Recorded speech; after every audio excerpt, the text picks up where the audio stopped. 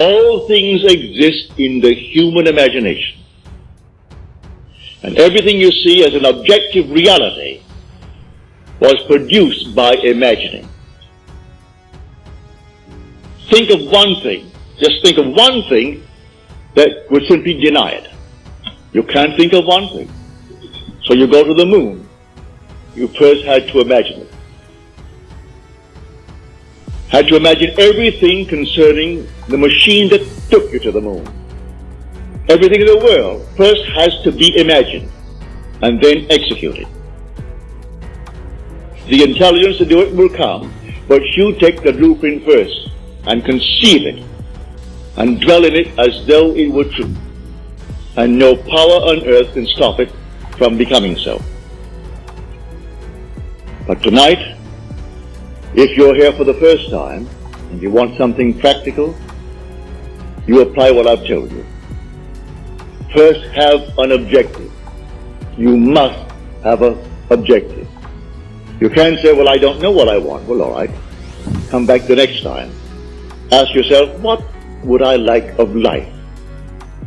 Don't be ashamed to name it, what would I like of life? Well then, try to get some objective. Now, prayer, as far as I'm concerned, is nothing more than the subjective appropriation of the objective hope. That is the way to success.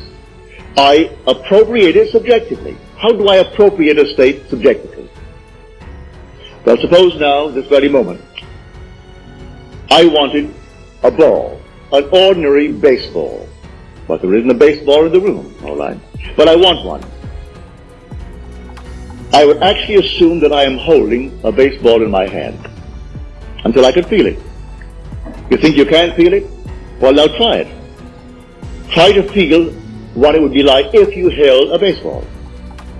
Now, to prove that you have held it, see what it feels like, the difference now, a tennis ball.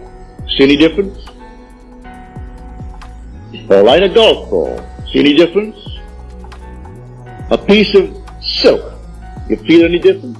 If you can distinguish between these many objects, though they are subjective, then they must exist somewhere.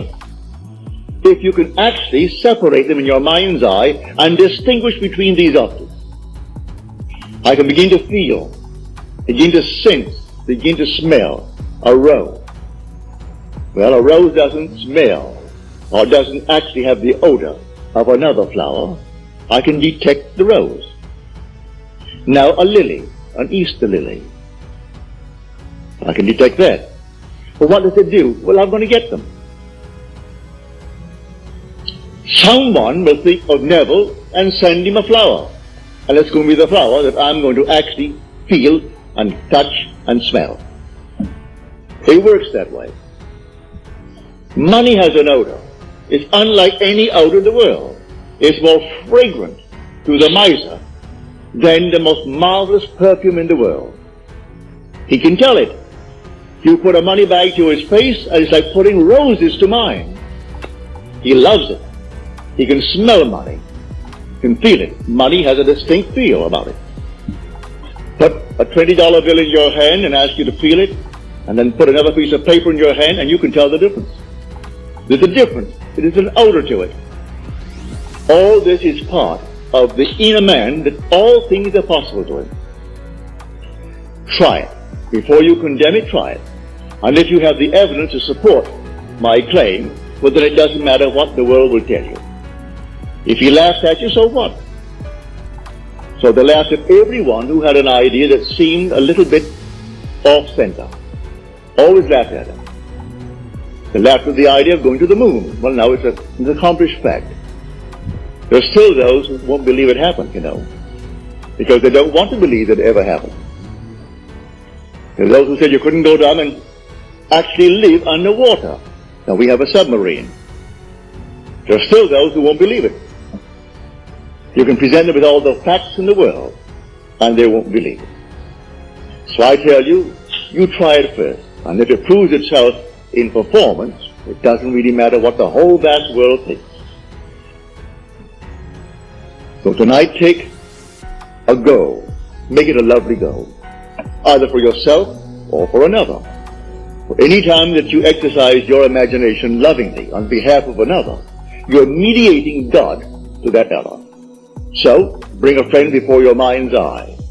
Represent him to yourself as the man or the woman that you would like them to be. And don't tell them, ask for no praise, just assume that they're talking to you and telling you the most marvelous news about themselves. And you congratulate them on that good news. And go your own way. Believe in the reality of that imaginal act. It may happen tomorrow. It may happen the day after, or a week later, or a month later. It has its own appointed hour, and it is ripening, and it's going to flower. So don't be concerned. Leave it alone, and it will come to pass.